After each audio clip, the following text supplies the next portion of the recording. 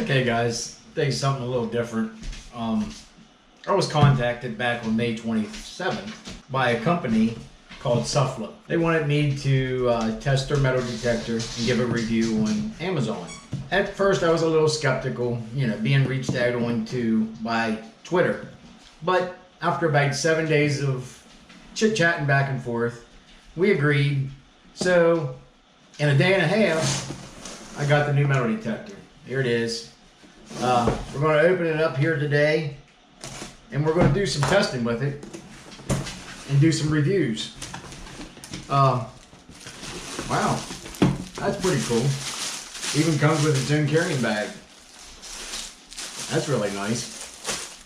Alright, I just pulled the user manual out before I looked at anything. Already seen a couple of things I like. Now you got to remember, this is only a $99 detector. I'm not expecting a lot of success with it. I'm looking at it as an entry level, maybe a kid's even, or or somebody just beginning. For 99 bucks, if it can find stuff in the ground, hey, can't beat it. But there is some pretty good little options on this. It's got a light switch here that adjusts your VDI from 0 to 9. So when you're in a lot of sun, I guess you could put it up to 9 and still be able to see your numbers. It's got a notch discrimination. A couple of different things that really looks interesting on it, for being a $99 detector. And I can see the numbers go from 00 to 999. So it's got a pretty big VDI plus 3 tones. 3 different tones. That makes it nice. You got your low tone, your mid tone, and your high tone. So that's some really good things that I'm seeing already just by quickly looking at the user manual. The plastic, just like the Equinox, it's got the plastic ears. That could be possibly an issue at a point in time. Looks like your plug-in just plugs in, maybe. I don't know. No twisting or nothing like that, I don't think. You're definitely going to have to keep an eye on that slowly popping out on you. Not a very long cord either. A long cable. It doesn't seem like it. Might just have to go straight up your shaft of your detector. About 3 foot. Yeah. Might just have to go straight up your shaft of your detector. It does have a phone jack there that you can put your headphones in. So, a couple nice little things I see. We'll put it together and let you see it together, then here soon get out into the field. I see it doesn't have a coil protector. But like I said, it's a $99 machine, so you're not going to have the high dollar things that everything else comes with. But if it performs and you're finding stuff in the field, hey, cool deal.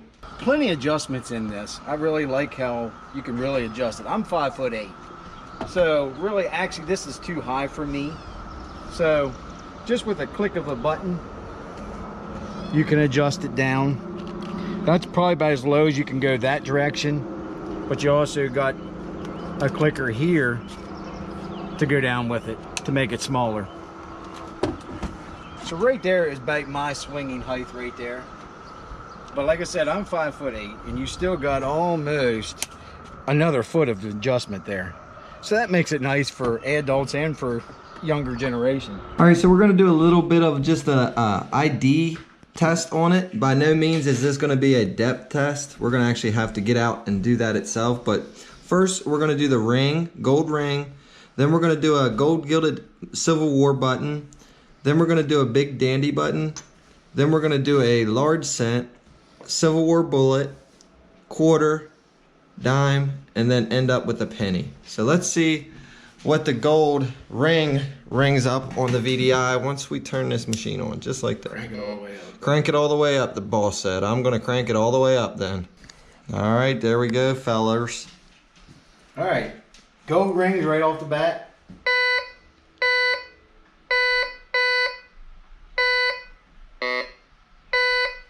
So that was a gold ring. Here's a gold gilded Civil War button.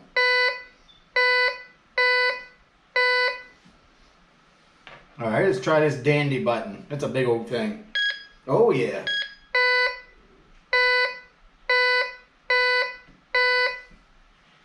Here is a US large cent.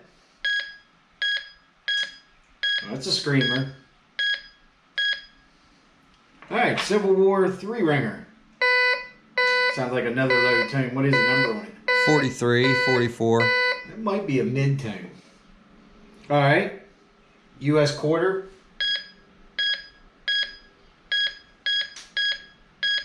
I'm only getting a one-way tone. There, now that dime's really good right there. That's a good two-way tone. Here's a penny. Oh.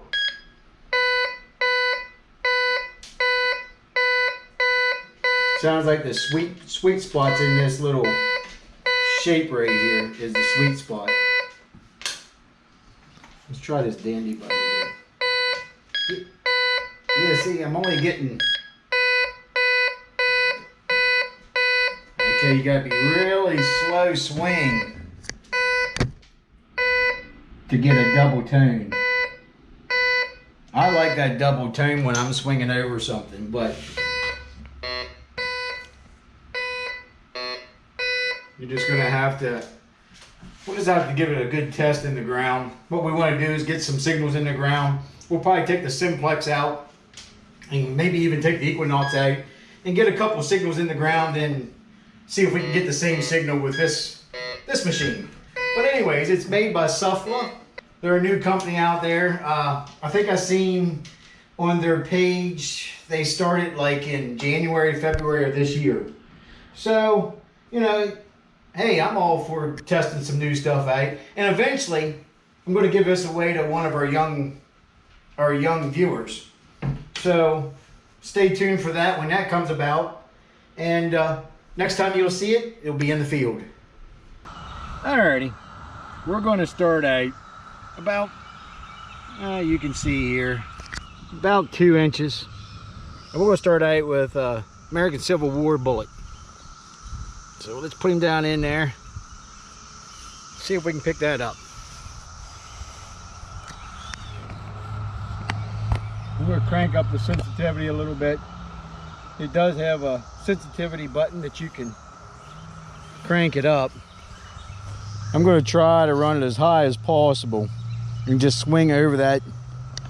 Only thing I see, what I didn't see that I'd like to have seen, and like I said, it's a $99 detector, is it didn't have a manual ground balance.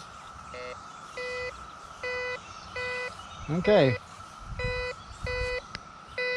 It's picking up that Civil War bullet, about a 29, 31, 33. But you can see, as I swing across it, it's only getting a one-way tone.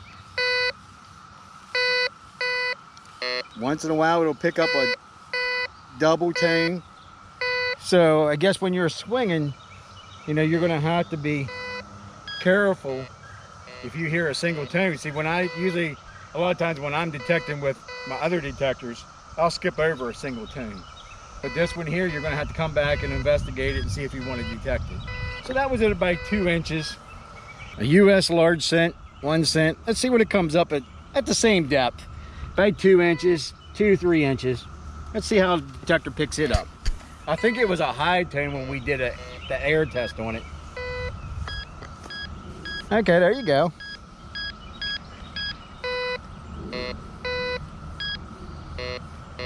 It was about a solid 64, 65. There's 67, 66. So it picked it up at about 2 inches. Let's put that ring in the ground. Everybody likes finding rings. Let's put this little goldish ring in there. See how it does with it. And everything I'm laying flat down too. Metal detectors judge things differently, you know, setting straight up or laying down. But anyways, we're going to try everything laying flat. Let's see what we can get here. Hits that really good. 40, 41, solid.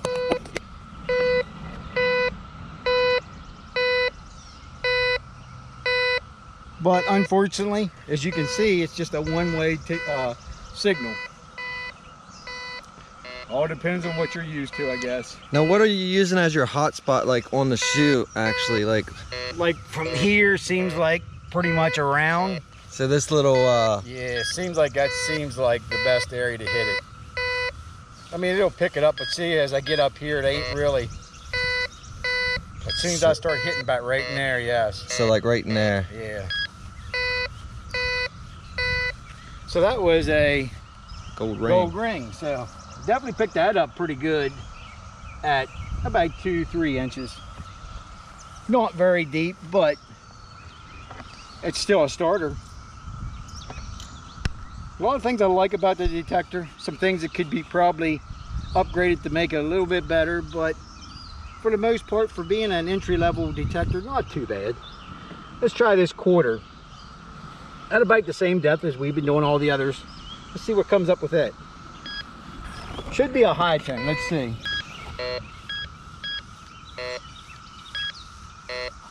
When it hits it, it's an 84, 83. Like I said, that's almost 3 inches. Not too impressive on the quarter, but you know, some machines react differently to different items. Maybe it.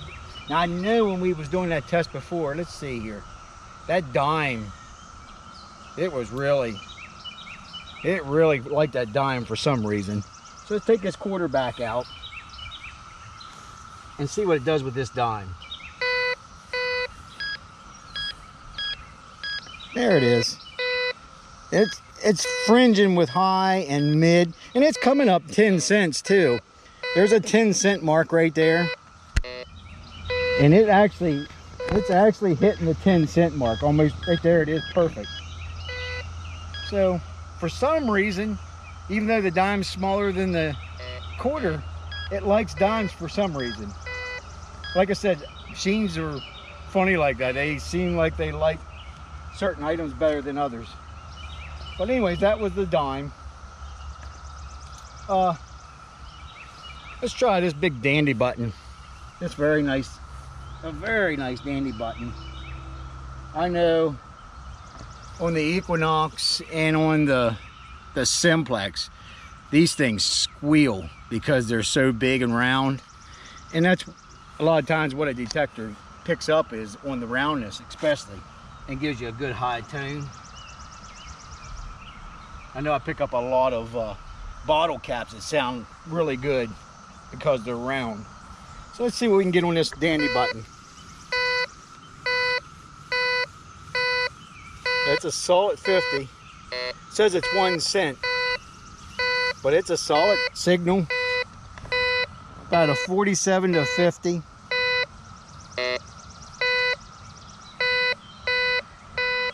So it does really good reading the dandy button. One more last couple tests we're going to do on it. That was about 2 to 3 inches. I'd like to try to do one around 5 or 6 inches. So we're going to make a hole for about 5 or 6 inches. I don't know. We'll see. All right, I'm going to start out with that dime again. It seems like this machine really likes the dime. It's only a regular cladded dime, 1966, so it's no silver or anything like that. So let's see. I got the hole about 5 inches deep. Like I said, we're going to see how it does at about 5 inches.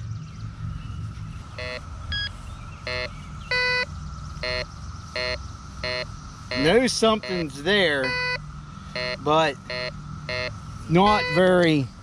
I mean, if you go by VDIs, which you really shouldn't be going by a lot of VDIs, you know, I definitely wouldn't dig it. But there is a couple high beeps in there. You can hear there. So, dime, 5 inches, you know something there. So if you're not in a trashy area, you're in a good area that not a whole lot of targets, you'd probably dig that. All right, I just stuck a US large cent in there. And we're going to see what it sounds like on the detector. Well, wait a minute. I got the volume down. Oh, there we go. Nice.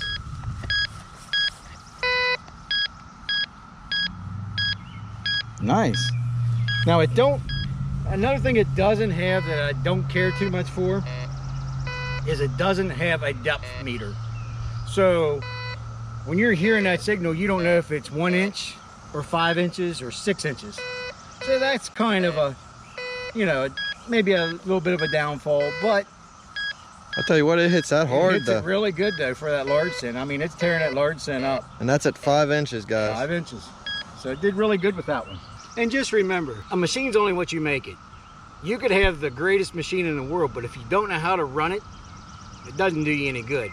So you can have an entry-level machine, which I started on the Bounty Hunter, and I found a lot of stuff with it. You can start out with a $99 detector, learn that detector, and kick people's butts that have the expensive ones but don't know how to use them. But anyways, gold ring, 5 inches. And it's going to be laying in the hole flat. Let's see what it does.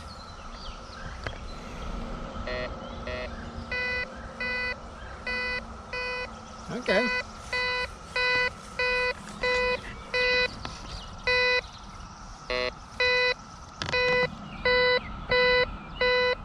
And it's coming up as a pull tab, but I can tell you right now, most of your gold rings are going to come up in that pull tab range.